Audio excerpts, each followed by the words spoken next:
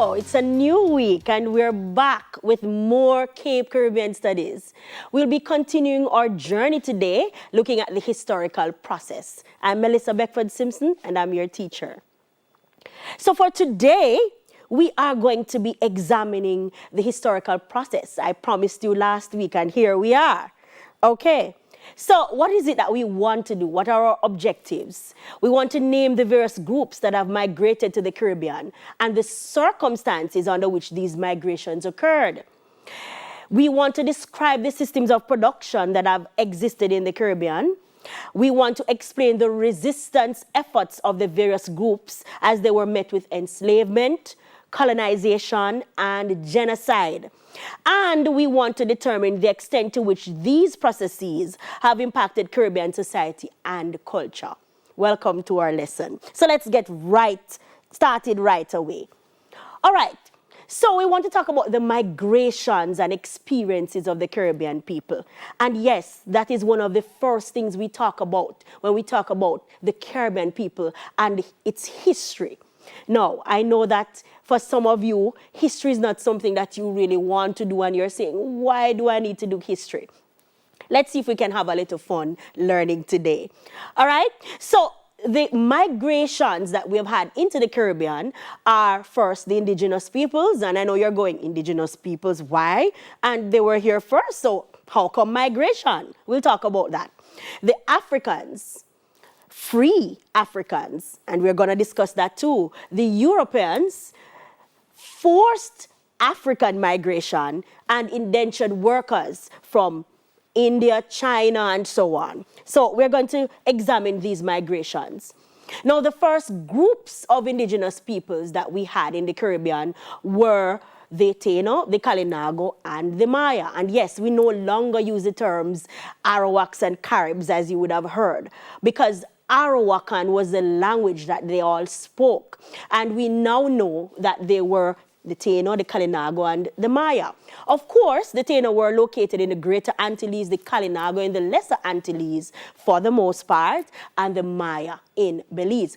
Now, before we move on, there were at least two territories when Columbus and the Europeans came in 1492 that were occupied by both Taino and Kalinago. Can you guess that and tell me at the end? Let's see. All right.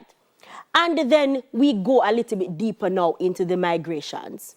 So the ancestors of the indigenous peoples who were here at 1492, and note that I use the date 1492, but I use it very, very carefully because even though we generally look at our history from that period, note that these people were here long before. And so even though written history began round about that time, we're still looking at the migrations even before that. Our history did not begin at 1492. So the ancestors of the indigenous peoples migrated to the Caribbean from Asia hundreds of years ago, thousands even, in the last ice age. And I know you've watched the movies Ice Age and you saw, not quite so, not one acorn turning the world upside down, not necessarily. But there were these ice ages, and in the last ice age, that is when they migrated, crossing the Bering Strait.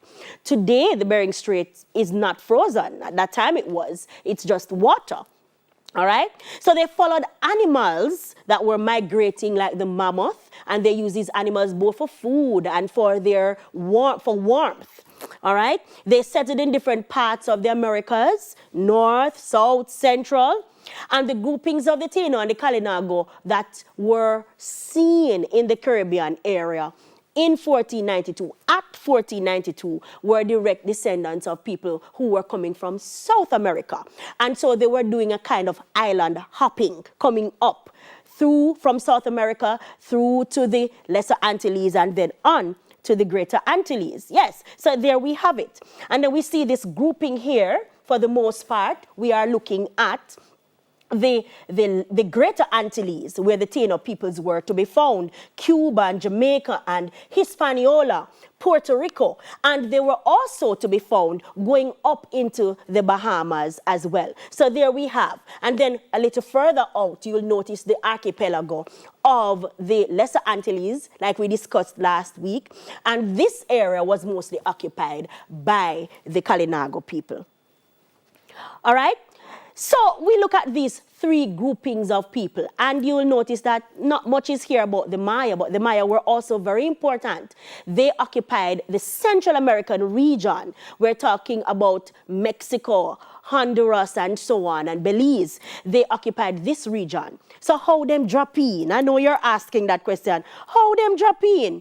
Because Belize, like we discussed last week, Belize is a Caribbean country, mainly because of its historical experiences as well as in a political sense too, because it is a part of CARICOM. So we have to look at the Maya because they occupied Belize.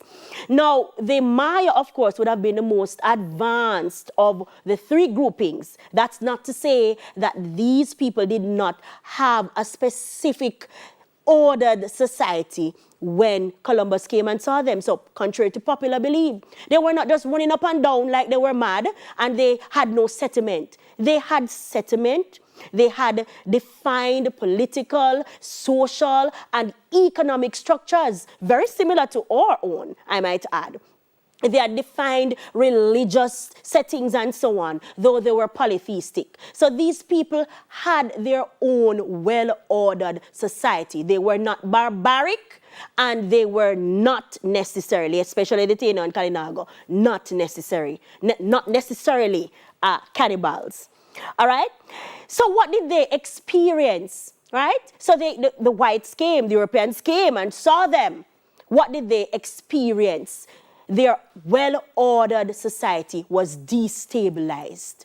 Destabilized. So their economic structures, their political structures, their religious structures, they were destabilized as they were enslaved. First with the repartimiento system and then with the encomienda system, which were the two main forced systems of labor. So the Europeans came, and of course, in the Caribbean era, there was not as much gold as they would have wanted, right? Perhaps a little in Hispaniola and so on. And so they needed some kind of commodity. And they came, and tobacco became the commodity. Of course, tobacco was something that the indigenous people used quite a bit in their own religious practices. So it became a commodity now for trading, for planting, for trading, for selling. And so the indigenous peoples were engaged. And you notice I use the word engaged. They were forcibly engaged to do the work. They were enslaved to do that work. Then we have the destruction, as we said, of the social, economic, political, and religious systems. So everybody became enslaved, right? And so the cacique who was at the head of the society, the Taino society, was no longer in charge. So all of these structures, the village headmen, who were called mitayanos, they were no longer in charge. And so everybody was now enslaved.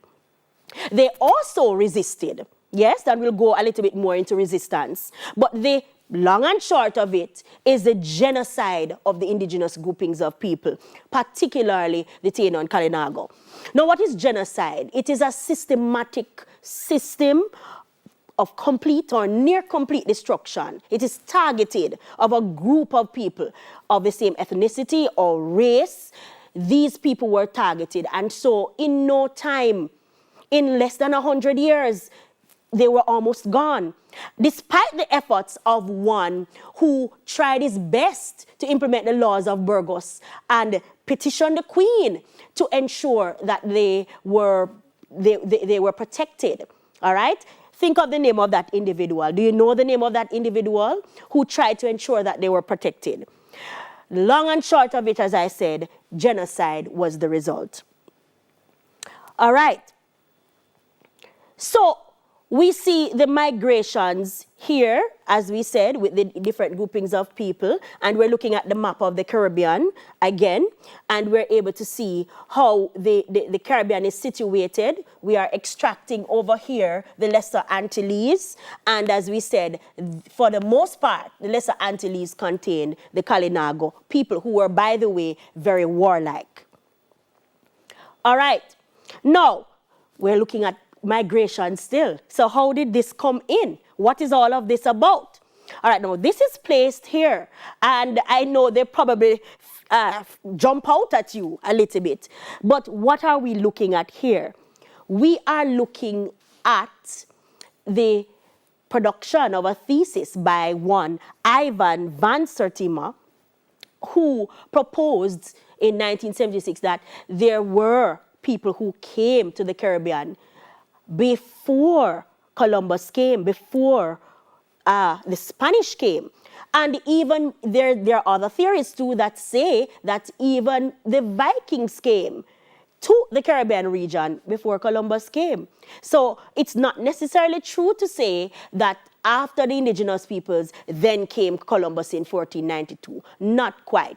So let's look back at Van Sertima's thesis. He presented botanical evidence and these colossal images that we just saw to show that Africans were in the Caribbean before freed Africans, people who traveled from Africa, take their own boats and traveled here, not enslaved. They actually traveled to parts of the region, not necessarily in the Caribbean, but in Central America, for example, and South America. All right, let's look back at those images just a little bit and see if we can understand why we would say that that is the case. All right? Let's see if we can look back at those images. Yes. What do they look like? They don't look like you. I think they look like me. I don't know of any white person looking that way with the nose looking like that, you know, and the forehead. These are images of black people. And this is what Sertima argues, that these are images of black people. And so it could only mean that Africans were in the Caribbean region before Columbus came in 1492. All right, so that dispels the belief that the Europeans were the only ones who were out exploring in the age of exploration and that they were the only one advanced enough to do something like this. It dispels all of those notions. Now, we want to also look at the Europeans coming. We want to look at them coming in 1492. Columbus came, 4 voyages he did. In fact, Columbus was very much lost, you know. He stumbled upon the Caribbean. He was lost. And when he came, he saw these people. He didn't know where he was. And so we end up with the false naming of the Caribbean, the West Indies, because in his mind, he had reached the Indies.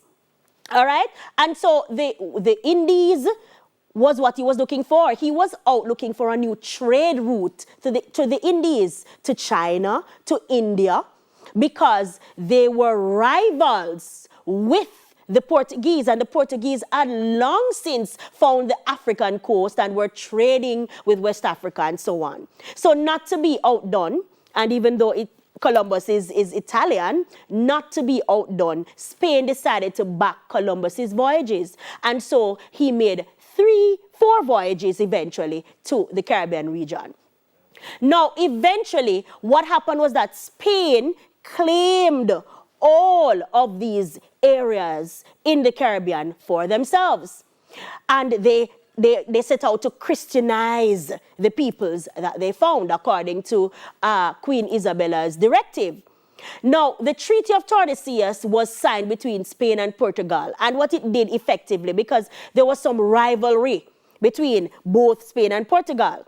So the Treaty of Tordesillas essentially divided the earth in 2 and gave all the lands to the west of the line to Spain and all the lands to the east of the line to Portugal. And thought that they had ended the matter. Incoming, you have the English, the French, the Dutch, who decided that they needed a piece of the pie. They saw that by this time Spain was raking in big profits and all kinds of riches and gold and so on coming to Spain. You've watched the movies, you've watched Pirates of the Caribbean, you've seen these things that they have projected, right? And so they needed a piece of the pie. They decided that they wanted to be part of it. And so they came in through trading, through smuggling, through piracy, through buccaneering, through privateering, what we call privateering, which were licenses given to these individuals. They then broke Spain's monopoly. And eventually, we ended up with the Spanish, the French, the Dutch, the English, the Danish, all of them having colonized some area of the Caribbean. Now, after that, we ended up with the forced African migration. How did this come about? The genocide of the indigenous peoples that we spoke about. This took place. And so they needed to replace the labor force with somebody. And so the Africans were chosen, please note, chosen in quotation marks, for several reasons, economic and racial, as the best replacement for the indigenous peoples. Now, there are some historians who argue, such as Eric Williams, that the choosing of Africans as the replacement labor force was simply an economic matter and not necessarily racial at the beginning. And so he argues that they simply needed to be able to have a labor force for this replacement crop. Tobacco was the first crop. Tobacco was no longer doing well, and so they needed a replacement crop. Sugarcane was chosen. Why?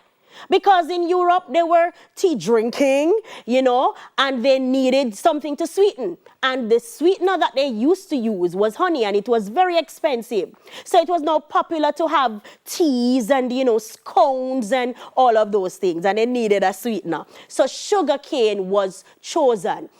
In fact, sugarcane fit the bill because sugarcane could thrive in the climate of the Caribbean. But there was a problem. In order to grow sugarcane successfully, you needed huge plantations and you needed quite a bit of labor force. So the Africans were chosen as the replacement labor force for the indigenous peoples. They were carried in ships, in holds, built to carry goods along 3 legs of a trade we call the triangular trade. All right? So how did this come about? Now, Spain was not allowed to trade on the West African coast, and so they had to sign an agreement called the Asiento with the Portuguese for them to ship these Africans for them to enslave. Now, please note that I'm not saying slaves. Please note that I'm using the word enslaved because Africans were people that were then enslaved. It's not to say that they were slaves already, because people, it's not intrinsic for you to be a slave. And so Africans were enslaved. So the Dutch, for example, and the Portuguese and so on, they established these huge companies, the Royal African Company, the Dutch West India Company, and these companies were responsible for the transshipment of people from West Africa along one leg of the journey called the Middle Passage. Let us see if we can look at that just a little bit. Let's look at the triangular trade as shown here. Why do we call it a triangle? Of course, a triangle has 3 different points. And so there were 3 points to this trade. You had the first point and the leg starting from Europe to West Africa. That was the first leg. So they would take along with them, as you see, their textiles, rum, manufactured goods. And then they would come to West Africa, and then they would pick up people. They would pick up people, Africans, and take them across this second leg called the Middle Passage. And then these persons would be enslaved on sugar plantations in the West Indies and in North America, cotton for North America, and then these goods were then transshipped again all the way back to West Africa, and the cycle continued. So that is precisely how the triangular trade worked. Now, where in West Africa did these people come from? Let's look at some West African areas, all right? And note the arrow here indicating they're moving. So we have the Ivory Coast, the Gold Coast, the Slave Coast. What are we talking about? We're talking about people from the Yoruba Kingdom, the Kingdom of Oyo and Benin, and the Asante peoples, Dahomey. We can see these places here in West Africa. And these were the places, for the most part, that Africans were either kidnapped from or tribal wars caused them to sell each other to the Europeans on the coast. And then they were transshipped across the Middle Passage to the West Indies. Now, the Middle Passage is considered to be the most gruesome leg of the three-legged trade. And obviously, because this was the leg where human beings became the cargo on board the ships. Now, note, in some cases, it were the same ships that traveled with the goods from Europe to West Africa that were then filling up the holds with people. And so you can just imagine how the people were inside the belly of these ships. Now, it took 6 to 12 weeks, and any number of things could cause this to be the case. They could have hurricanes, they could run out of food and had to make stops or something like that, right? And then they endure diseases such as dysentery because they were in the same place, eating in the same place, and passing waste in the same place. Little food. They endured sexual abuse. Little exercise. Sometimes once a week they were brought on deck and a whip was used and they had to jump. They had to dance. Right? And then little fresh air. And of course, heat. So all of this combined made it a miserable experience. And some of them did try to jump overboard. Some were successful in jumping overboard. Some were successful in revolting on board the ship. And we will look at those a little bit more. So there we see it, how they were collected and they were carried from the interior to the coast. This is called a coffle. This grouping of them is called a coffle. A yoke is around their necks. And then this is how they were brought on deck now for exercise and for sunlight. And you can just imagine when the sun hits them in their eyes after being in the dark for so long.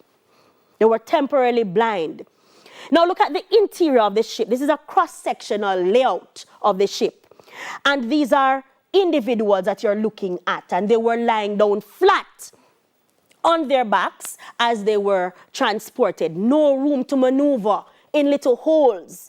And they were chained hands and feet to each other. This is what the interior of the ship looked like. Make no mistake, this experience was also very gruesome for the crew on board the ship because some of them would also have these diseases and so on.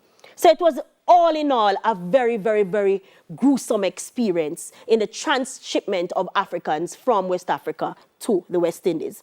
Now, the last grouping that we're going to be looking at are the indentured immigrants. Now, indentureship wasn't something that was necessarily new because the Europeans did try indentureship after round about the time when the indigenous peoples began to die out. But it wasn't successful. People from Scotland and Ireland and so on, they were unable to manage the work on the plantation and they were not enslaved, right? So they were working for wages and it did not work out for a steady labor supply as they needed. So we're talking about indentured immigrants in that period that was not very successful, but we're also talking about at the end of slavery, when in the 1840s and 1850s, persons were brought here from their different places in order to work, to replace Africans, and also to kind of act as a buffer in between the races. What were these push factors? Why did these people leave from where they were to come here? They left because of unemployment, starvation in some cases, war and civil unrest, such as in China.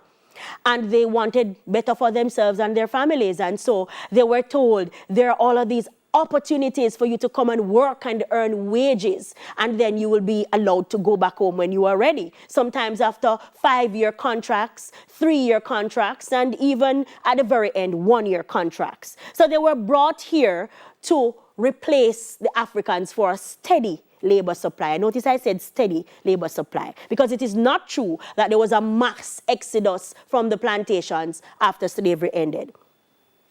All right, so these are the places where they came from.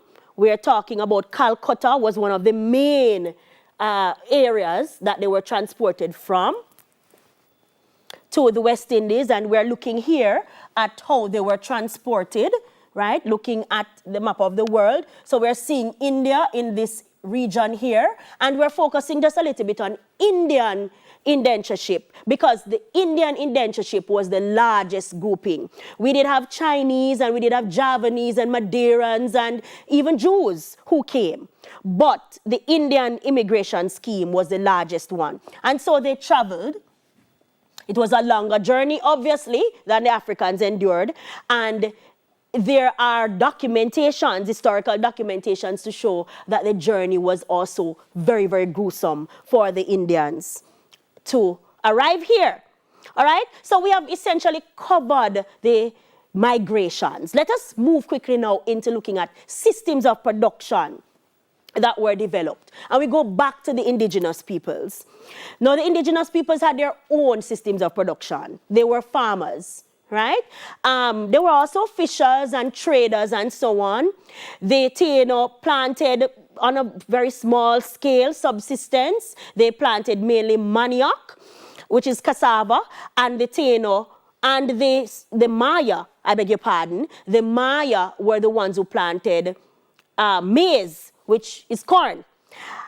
They developed the slash and burn method, right, which would also add some nutrients to the soil, and this was the main method of clearing land.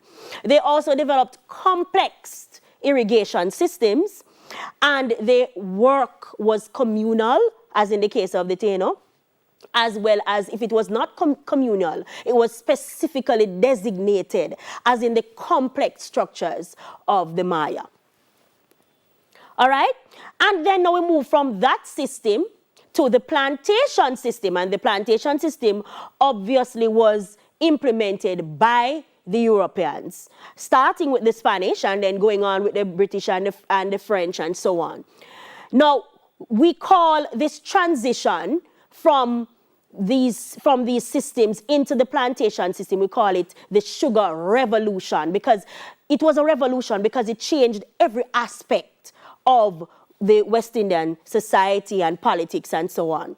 Tobacco was replaced by sugarcane as the main crop, and the system of chattel slavery was introduced with forced, which enslaved Africans and had them as the main laborers on the plantation. And the plantation became what we call a total institution because of it. Now let's look at this cross-section of a typical sugar plantation, all right? A typical sugar plantation was huge. And sometimes it could be as much as 2,000 acres, all right? And so we see different areas on the plantation. We see the great house, different other houses such as the bookkeeper's house. We are seeing the cane fields. We are seeing the slave huts. We are seeing the works area here. We are seeing also several other buildings and so on. We're seeing woodland over here. This was the general idea of what a sugar plantation looked like. All right, and these were early drawings of typical sugar plantations. Notice that there are slopes here, right? Usually, most times the plantations were built on slopes. All right, could you tell me why? Do you think you could tell me why the plantations were usually built on slopes? All right, and we have here a typical great house, and this great house on this plantation was also on a slope. This is actually the Rosal Great House. Yes, very famous one. There we have workers cutting the cane, and we have a part of the works yard here. That would be the mill where the sugar is cut and then brought, and the juice is squeezed out to be boiled in the boiling house, and then eventually to become sugar. And this was highly specialized kind of work, highly specialized.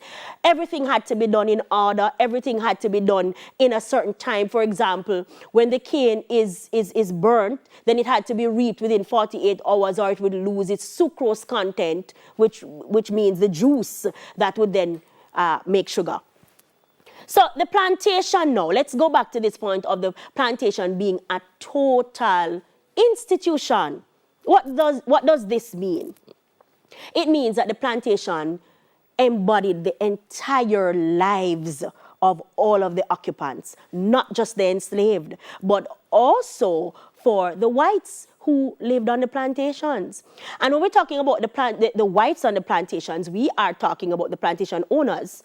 And sometimes the plantation owners did not live on the plantations. Sometimes they were absentee planters, and they had a manager or an attorney who took care of the affairs of the plantation.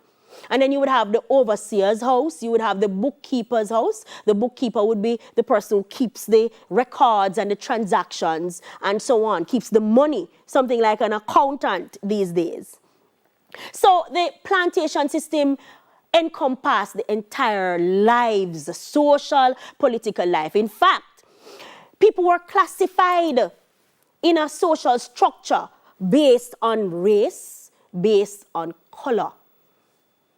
And also based on different other factors too, people were classified in a social structure, very rigid social structure. For example, if you were black, there's no way you could be at the top of the social structure, because if you were black, you were supposed to be a slave, and so on. It dictated their movement. It existed to ensure the successful production of sugar and its byproducts.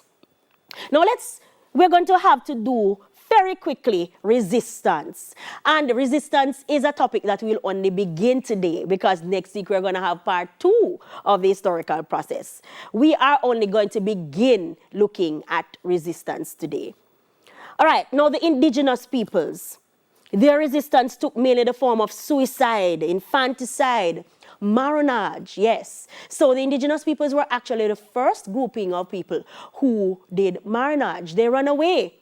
For example, when the British invaded Jamaica in 1655, many of the indigenous people who were left back, some of them, they were told by the Spanish that if they helped to defend the country, then they would be allowed their freedom. Some of them fought on the side of the British, some of them fought on the side of the Spanish, and then some of them ran away into the mountains. And then Africans came and joined them, and it was this mixed group that became the first groups of Maroons. And then they also had armed resistance. The Kalinago people put up armed resistance for the most part, and the Taino too, because in one case in Cuba, a Sikh in Cuba actually put up armed resistance against the whites. Why were they unsuccessful? Let's use our brains to decide that.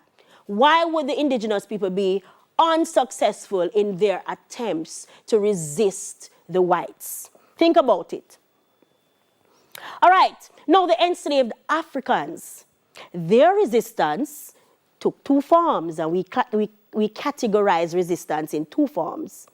Non-insurrectionary, formerly called passive, but we don't use that term anymore, because we are saying that all of the resistance, there was some deliberation to it. So it's not passive, it's just non-insurrectionary. In other words, non-violent. And then we also have insurrectionary resistance. So next week is when we will delve a little bit more into the insurrectionary resistance. But let's just look a little bit at the non-insurrectionary forms. Abortion, very, very popular. Pretending to be ill, yes? Prolonging breastfeeding. So they have a child and the child is to be weaned. And the child is walking and they prolong the breastfeeding. Why? Because they could get the time off from the fields to go and feed the child. They damaged equipment. They pretended to be stupid. Very good one. Very, very good one. You know, play fool for catch wise. That's how we say it in Jamaica. Play fool for catch wise, right? We have cultural resistance now. Stories and songs and dances and all of these sayings that we used in order to resist, right? Some people say it's just survival, but it was also resistance. And we have economic resistance. Let's look very quickly at economic resistance. Even though the enslaved people were chattel, they were still allowed little areas called the provision grounds where they could grow some food. They would take this food to market, they would sell it, they would earn a little, and sometimes they would then, so this internal marketing system became a very important economic area for them, because this is when they could have some kind of autonomy over their own lives. So the sale from the produce and jobbing, you know, like the blacksmiths, they would go to other plantations and do jobbing. The sale from this produce, they would save it. Some of them bought themselves out of slavery. Yes, we call that manumission. They bought themselves out of slavery from these little earnings. And so this was economic resistance. Last thing we will look at for today is the cultural resistance. And you know, when you talk about the cultural resistance, you're just getting me excited now, because this is right up my alley. We're talking about Anansi stories, for example. And Anansi was the form, a spider. It took a spider form in the Caribbean. But Anansi was actually the West Indian form, or is the West Indian form of the West African god, in some places called Legba, and he was the god of cunning and trickery, right? Can you tell me any Anansi stories? Do you know the one of how Anansi reach up in the house top, always in the house top? Yes, man, that's a very, very popular Anansi story. Do you know the one of Anansi and the plantain? Very quickly, Miss say, Anansi no do not more than him family hungry and him going to the woods. 7 of them in the family. And him see a plantain with 6. He saw a hand of plantain with 6 on it. And Anansi cut the plantain and he carried it home to him family. And what did Anansi do? Give everyone one of the plantain. And then Anansi start to bawl to him family. Oh, they wicked to him. They not give none of the plantain. You know what Anansi did? Everybody end up cut their plantain in half and give Anansi. How much plantain Anansi end up with? Anansi not easy. We also have slave songs such as Wade in the Water and I'll Fly Away. All of these are forms of resistance. Next time on Class Time, we are going to be looking at the insurrectionary resistance of the Africans. And so this wraps up our class for today. That's all for today. Today we discussed the historical process in Cape Caribbean Studies. We will continue next time. We hope you grasp some of the points we discussed, and you can catch a repeat of today's lesson on JNN today at 4 p.m. and in Class Time highlights on Saturday between 1 and 4 p.m. It will also be on video on demand on One Spot Media. We also have a new channel devoted to students of all ages called School Time. This can be found on One Spot Media. So check it out. Any questions? Send them through to the Ministry of Education and Television Jamaica's social media pages. We want to make sure you are understanding what is being taught. Remember to keep safe, wash your hands regular, sanitize, and wear your mask. See you next time.